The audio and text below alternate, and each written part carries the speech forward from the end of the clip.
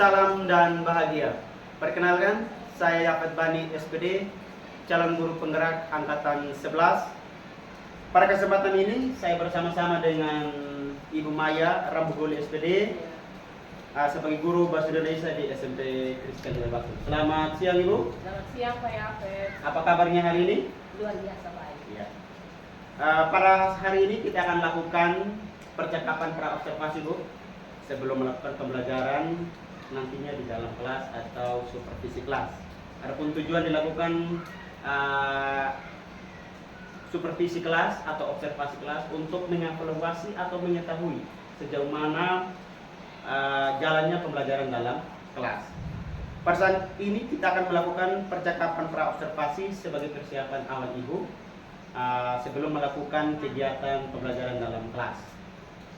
Untuk itu ada beberapa pertanyaan yang saya akan ajukan kepada Ibu. Yang pertama, apa tujuan pembelajaran yang Ibu sampaikan nanti dalam proses pembelajaran? Jadi baik, tujuan pembelajaran yang akan saya sampaikan nanti dalam proses pembelajaran yaitu peserta didik menganalisis dan mengevaluasi unsur intrinsik, yaitu alur, penokohan, dan karakter tokoh pada teks cerita fantasi. Baik yang didengar, dibaca secara lisan, tulisan, atau visual. Jadi setnya cerita fantasi tujuannya untuk mengetahui unsur intrinsik teks. Baik, yang kedua, area apa yang Ibu kembangkan nanti dalam proses pembelajaran? Jadi area yang akan saya kembangkan itu ada dua Pak. Yang pertama pengetahuan dan yang kedua itu keterampilan. Jadi keterampilan anak-anak dalam berdiskusi, berbicara dalam presentasi seperti itu. Jadi pengetahuan dan keterampilan. Yang berikut, model pembelajaran apa nanti yang digunakan? Jadi model pembelajaran yang akan saya gunakan nanti itu collaborative learning. Jadi melalui diskusi kelompok, peserta didik dapat menentukan unsur intrinsik cerita fantasi. Jadi kolaboratif learning, yaitu kerjasama ya antara siswa. Yang berikut, strategi apa nanti yang mau dikembangkan? Strategi yang saya pakai nanti, yang pertama tadi melalui diskusi kelompok. Terus saya menyediakan beberapa media yang digunakan. Jadi beberapa teks cerita fantasi, terus cerita fantasi dalam bentuk video juga, dan secara lisan. Terus saya menggunakan pembelajaran berdiferensiasi, yaitu berdasarkan kesiapan belajar peserta didik. Jadi ada diskusi, ada jawab ya, kemudian juga ada pembelajaran berdiferensiasi. Ya, yang berikut bagaimana dengan penilaian? Untuk penilaiannya saya menggunakan rubrik penilaian. Ya, yang pertama itu observasi. Saya pakai observasi untuk melihat kerjasama peserta didik dalam kelompok, terus waktu mereka mempresentasikan keterampilan berbicaranya, itu semua saya menggunakan lembar observasi dan juga penilaian antara teman sebaya. Jadi tutor sebaya. Iya. Penilaian tutor sebaya dan juga ada penugasan yang akan saya berikan. Terima kasih Bu. Yang berikut, kelas berapa nanti dan kapan jadwal pelaksanaan? Jadi jadwalnya hari Senin di kelas 7B. Kebetulan saya ada jam di kelas 7B.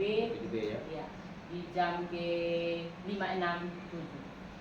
Jadi hari Senin di kelas 7B jam 5.67, jadi 3 jam pelajaran. Baik Ibu, terima kasih untuk waktunya sudah berbincang-bincang dengan saya dalam kegiatan praobservasi. Sampai ketemu nanti di dalam kegiatan observasi dalam kelas pada Senin yang akan datang. Demikian percakapan praobservasi hari ini. Sampai ketemu di kegiatan observasi dan pasca observasi nanti di kegiatan selanjutnya. Terima kasih Bu. Ya, sama-sama saya. Ya, namanya Pak Eri. Selamat pagi anak-anak. Siap. Beri salam. Salam.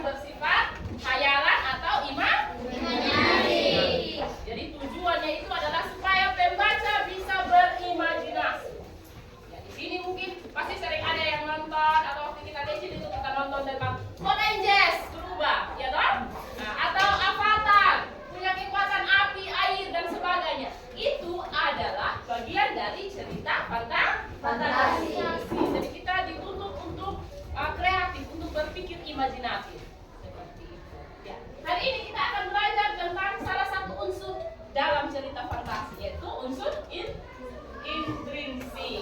Jadi apa saja unsur intrinsik dalam cerita fantasi? Yang berasal dari dalam cerita itu sendiri.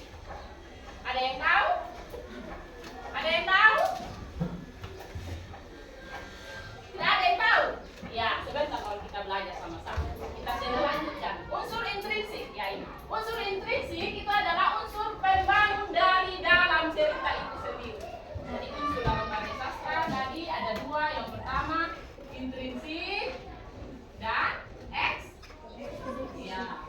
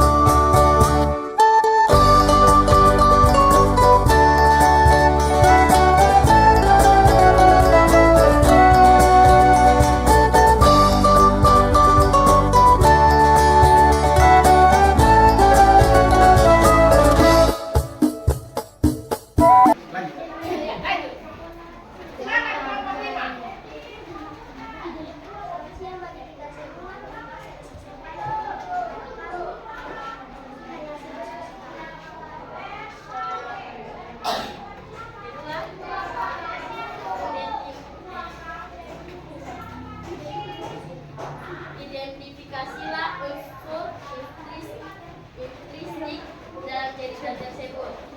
A. Alur. B. Latar.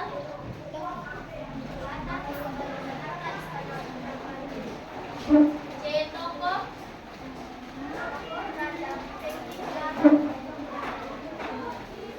D.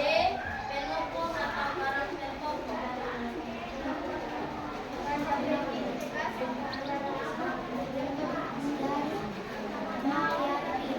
Amanah.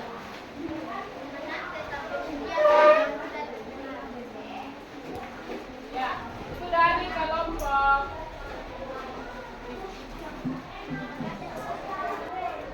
Ya, sekian pembelajaran kita hari ini. Sampai di sini ada yang mau bertanya? Tidak ada? Iya. Pada pertemuan yang akan datang kita akan belajar tentang majas sarkasme dalam cerita fantasi. Ya, silakan yang tadi belum selesai belajar dulu, ya. Sampai di sini. Terima kasih. Shalom.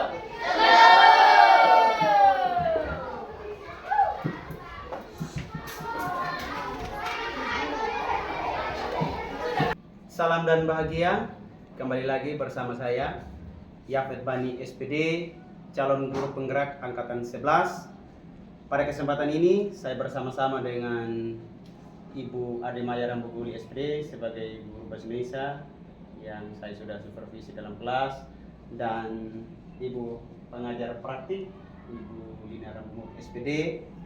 Pada kesempatan ini kami akan melakukan kegiatan pasca observasi supervisi akademik yang sudah dilakukan di dalam kelas sebagai bagian dari kelanjutan dari kegiatan pra observasi, supervisi akademik, dan saat ini adalah kegiatan pasca observasi. Selamat siang Ibu. Ya, Selamat siang Ibu pengajar Siang praktik. juga. Ya, pada kesempatan ini bersama dengan Ibu Ademaya akan mengevaluasi kembali lagi kegiatan supervisi akademik yang sudah dilakukan dalam kelas, ya, sebagai bagian untuk mengevaluasi hal-hal yang sudah dilakukan dalam kelas. Ibu Maya, dalam pelaksanaan kegiatan supervisi dalam kelas, bagaimana perasaan yang Ibu Maya alami ketika melakukan kegiatan proses pembelajaran? Perasaan saya dalam observasi kelas, yang pertama saya gugup karena pembelajaran ini otomatis tidak sama seperti sebelum-sebelumnya. Jadi saya diobservasi, otomatis saya gugup, tetapi secara keseluruhan saya menikmati pembelajaran di dalam kelas. Menurut saya itu menyenangkan. Jadi ada perbedaan ya ketika ada yang mengobservasi dan ketika tidak ada yang mengobservasi. Jadi ada rasa gugup. Itu hal yang manusiawi ya, semua orang pasti mengalami itu. Tetapi kalau terus-menerus dilakukan nanti dengan sendirinya rasa gugup kan. Ya. Yang berikut coba ceritakan area pengembangan apa dan tahap-tahap pembelajaran yang dilakukan selama proses pembelajaran. Jadi area pengembangan saya itu ada dua. Yang pertama pengetahuan dan yang kedua keterampilan. Jadi tahapan-tahapannya itu sama seperti pembelajaran seperti biasa. Jadi pertama saya mengajukan pertanyaan-pertanyaan pemantik untuk mengetahui pengetahuan dasar peserta didik tentang materi yang akan dipelajari. Setelah itu saya mengamati mereka dalam proses berdiskusi karena metode pembelajaran saya itu tentang diskusi. Jadi saya mengamati mereka dalam proses diskusi dari pengetahuan mereka, terus keterampilannya itu saya nilai ketika mereka saling berdiskusi, kolaborasi dalam kelompok, dan juga ketika mereka mempresentasikannya di depan kelas. Jadi ada pengetahuan dan keterampilan. Jadi tadi lebih kepada prosesnya ya, keterampilan. Jadi dalam kegiatan diskusi. Yang berikut, sejauh ini area pengembangan yang sudah dilakukan berhasil atau tidak? Yang tadi sudah yang Ibu lakukan dalam proses. Untuk area pengembangannya saya belum bisa katakan berhasil secara 100% karena masih ada beberapa yang mungkin harus diperbaiki ke depannya. Tetapi untuk saat ini ya bisa dikatakan cukup berhasil. Terima kasih Bu. Ada tidak kendala-kendala yang dihadapi dalam proses belajar? Untuk kendala otomatis ada. Pertama anak-anak yang memang tidak ada anak-anak yang memang kurang aktif, acu dalam kegiatan berdiskusi. Jadi mungkin karena kurang kontrol dari saya juga. Jadi anak-anak ada yang bahkan ada yang hanya mau mengerjakan sendiri, tidak mau bersama dengan teman-teman, tidak mau berbagi dengan peserta didik yang lain. Jadi partisipasi siswa dalam partisipasi siswa dalam masih kurang ya. Nah, kira-kira hal itu terjadi itu karena apa? Mungkin karena kurang kontrol dari saya secara pribadi dan juga mungkin dari peserta didik itu sendiri. Ketika dia tidak mau atau tidak suka dengan temannya, akhirnya dalam proses pembelajaran itu sangat berpengaruh. Jadi hal itu yang terjadi ya, jadi kurang kontrol ya, perhatian guru terhadap siswa sehingga siswa dia ya mengikuti kemauannya sendiri. Ya. Nah, kira-kira selanjutnya apa yang mau dilakukan oleh Ibu Maya sehingga tadi ada kendala, ada tantangan sehingga nanti tidak terulang lagi ya, atau bisa diminimalisir kegiatan itu sehingga partisipasi siswa dalam proses belajar mengajar itu bisa terlebih atau lebih baik lagi. Mungkin untuk kedepannya saya lebih berperan aktif lagi dalam memperhatikan siswa dalam kelompok, terus memberikan mereka tugas masing-masing sehingga peserta didik dapat merasa bertanggung jawab untuk menyelesaikan tugas yang diberikan. Terus mungkin kedepannya lagi saya juga bisa merancang pembelajaran yang menarik, mungkin dari medianya atau dari sumber belajar yang berbeda-beda mungkin. Terima kasih Ibu Maya. Jadi Ibu Maya sudah menemukan sendiri ya apa ya jadi kendala-kendala tadi yang sudah dihadapi dan bagaimana untuk selanjutnya bisa diatasi, yaitu dengan merancang pembelajaran dengan media ajar yang bagus atau dalam kontrol guru untuk ketika siswa-siswa berdiskusi dalam kelas. Ya, terima kasih ide yang sangat luar biasa yang disampaikan oleh Ibu Maya. Kira-kira kapan ini mau dilakukan?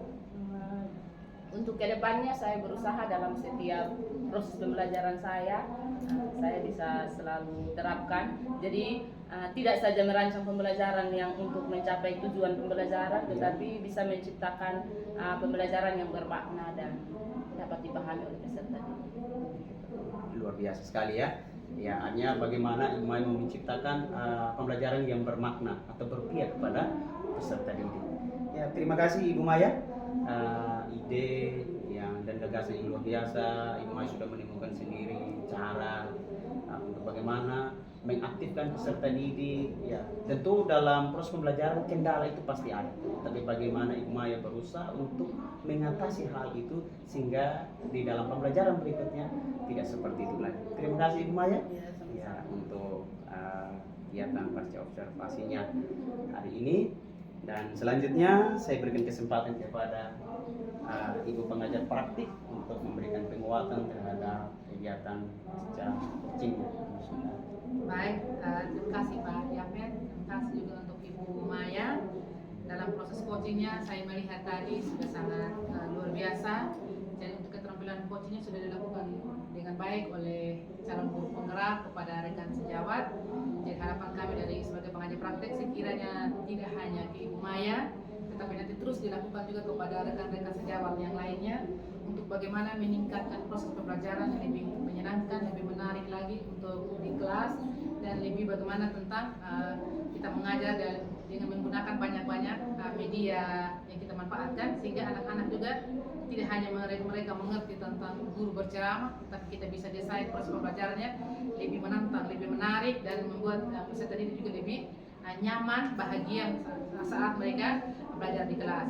Jadi dari tahap prinsip coaching saya lihat tadi mulai dari observasi mulai pra sampai pasca observasi tentang pengembangan pengetahuan dan keterampilannya sudah dilakukan dengan baik oleh Pak Yafet, dan itu sudah sesuai dengan prinsip-prinsip coaching yang sudah dipelajari dari Loka 4 dan hari dipraktikkan mulai dari pra sampai pasca observasi sudah jalankan dengan baik dan bagus. Dan saya tentu sebagai pengajar praktek mengapresiasi untuk Pak Yafet dan juga Ibu Maya sudah melakukan kegiatan coachingnya dengan baik, dan harapannya saya sekiranya nanti tetap juga dilakukan untuk teman-teman di sekolah di SMP Kristen Webakul, dan harapannya saya kepada Pak Yafet sebagai CGP tetap berdampak untuk teman, berdampak untuk siswa, dan berdampak untuk semua iklim di SMP Kristen Webakul. Terima kasih, salam dan bahagia, saya kembalikan. Terima kasih kepada Bu Lina Ramogi sebagai pengajar praktik calon guru penggerak angkatan 9. Sekiranya apa yang sudah disampaikan tadi memotivasi saya sebagai calon guru penggerak dan juga rekan saya sebagai guru bahasa Indonesia untuk kami terus berkolaborasi dalam mengembangkan kegiatan pembelajaran yang ada di SMP Kristen Waibakur. Ya, demikian itu kegiatan pasca observasi yang kami sudah lakukan. Semoga apa yang sudah kami bicarakan, diskusikan boleh bermanfaat bagi kita semua, khususnya bagi kami di SMP Kristen Waibakur. Terima kasih dan selamat siang. Shalom. Shalom, salam dan bahagia. Terima kasih.